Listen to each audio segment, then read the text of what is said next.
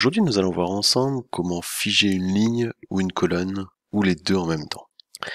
Car en effet, nous avons tous été confrontés un jour ou l'autre à un gros tableau Excel avec énormément de données, où il y avait des centaines de lignes, voire des milliers de lignes, des dizaines et des dizaines de colonnes. Et qu'est-ce qu'il y a de plus énervant que de devoir remonter tout en haut dans le tableau pour retrouver sa liste d'en-tête, ou alors à revenir complètement à gauche dans son fichier parce que notre référence client n'est plus accessible.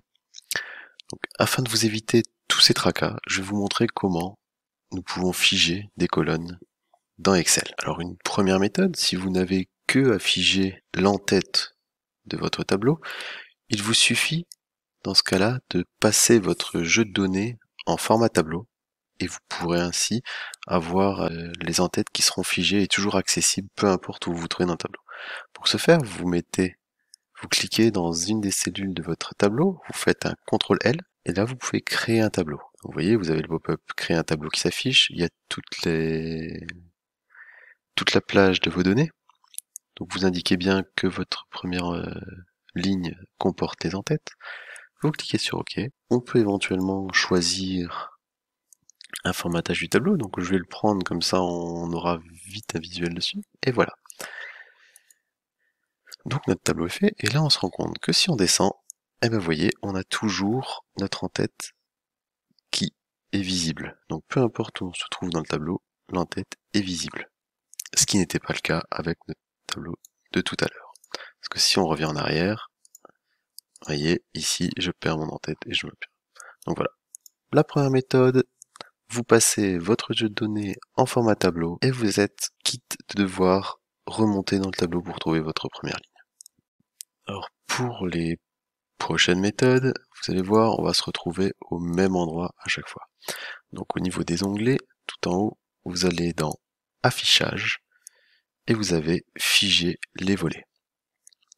Alors comment ça se présente? Si vous cliquez dessus, vous allez voir que vous avez trois possibilités.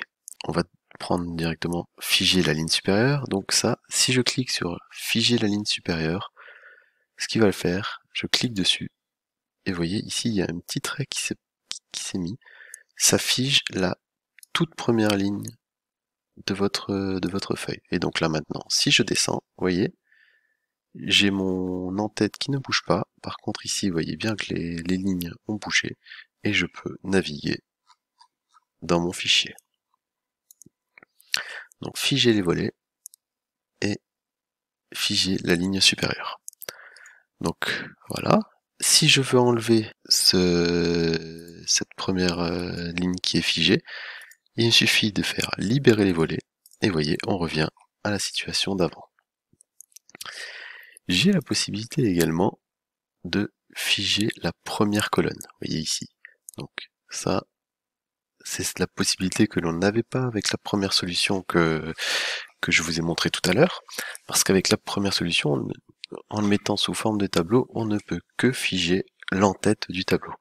Donc là, si je clique sur figer les volets, figer la première colonne, vous voyez, c'est ici qu'on a un trait qui est apparu, et là je peux aller sur la droite de mon fichier, et j'aurai toujours mon ID de commande, donc ma référence de commande, qui est présente et qui ne bouge pas. Donc, cette solution est bonne. Néanmoins, si notre tableau ne se situe pas de la même façon dans une feuille, c'est-à-dire si mon en-tête n'est pas sur la première ligne et si mon ID de commande n'est pas à la première colonne, eh ben je vais avoir un souci parce que je vais figer la première ligne et la première colonne, mais ce ne sera pas ce que je voudrais. Donc pour ça, on va prendre un exemple, on va copier cette page, et donc on va la modifier un petit peu. Donc ce que je vais faire, c'est que je vais insérer des colonnes en haut, voilà, je vais insérer une première colonne, et par exemple ici je vais mettre la date, hop, voilà, et je vais mettre liste des ventes, voilà. Vous voyez, donc ici j'ai au-dessus de mon tableau, j'ai un petit peu de couleur, voilà. Au-dessus de mon tableau, Et donc, si maintenant je retourne dans affichage et dans figer la ligne supérieure, vous voyez, ah bah c'est ma ligne supérieure et il n'y a rien. Donc moi, je vais être embêté. Sur cette situation, je vais être vraiment embêté. Je vais le libérer. Donc, comment faire pour cela? Vous avez vu qu'ici, il y a une troisième option. Figer les volets. Et c'est en fonction de la cellule ou la ligne ou la colonne sur laquelle vous vous situez que ça va figer les volets. Donc ici, par exemple, si je veux figer cette en-tête, je vais me placer sur la ligne d'en dessous pour lui dire de figer tout ce qu'il y a après cette ligne.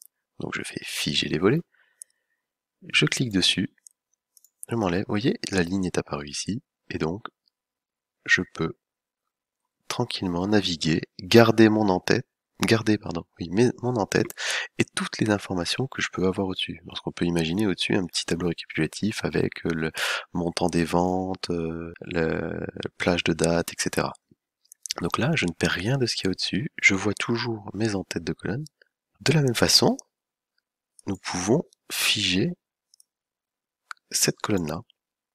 Pour ce faire, on se place sur la colonne suivante, on clique sur figer les volets, ici, et vous voyez, le trait s'est bien mis ici, et donc si je me déplace, j'aurai toujours l'accès à mon ID de commande. Donc ça c'est très intéressant, ça me permet d'avoir le formatage de tableau que je veux, ça me permet de ne pas avoir à le mettre sur la première ligne, sur la première colonne, pour faire ces modifications par la suite. Donc on a vraiment une grande liberté dans ça. Et bien sûr, maintenant, on peut aller plus loin, c'est que je veux que cette colonne-là, que cette ligne-là, pardon, soit figée avec cette colonne-là. Donc on sait faire comment ça se passe. Nous avons vu que pour figer cette en-tête, nous devons nous placer en dessous. Pour figer cette colonne, nous devons être sur le côté. Et bien tout simplement, pour figer la ligne et la colonne que l'on souhaite, il suffit de se mettre à l'intersection des deux points. C'est-à-dire, regardez, si je veux figer mon en-tête, je me mets là. Là, j'appuie sur CTRL pour sélectionner ma colonne. Pour figer la colonne là, je me mets ici. Et bien, tout simplement, l'intersection, c'est celle-ci. Si je me place ici, et que je fais ici figer les volets, vous allez voir, j'ai figé et la ligne et la colonne. Donc je peux me déplacer, et vous voyez, je suis figé sur 2 dimensions. Donc là, par exemple, vous pouvez imaginer que je veux voir tout ce qui se passe après, par exemple dans mes quantités vendues ou dans mes prix unitaires. Je veux voir ce qui se passe par rapport à un ID de commande.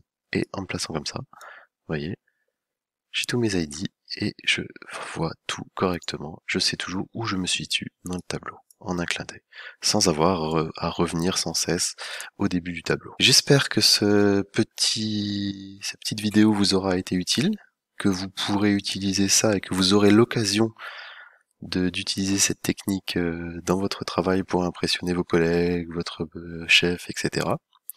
Si vous avez aimé cette vidéo, vous pouvez me laisser un petit pouce bleu. Si vous avez des questions, si vous avez des remarques sur ce que vous avez vu, mettez-les en commentaire, je les lirai et je vous y répondrai rapidement. Si le contenu vous intéresse et si vous avez encore envie de progresser sur Excel, vous pouvez vous abonner à cette chaîne, je poste des vidéos régulièrement pour vous donner des astuces, pour vous donner des petits cours Excel qui vous feront progresser rapidement. Sur ce, je vous souhaite une bonne journée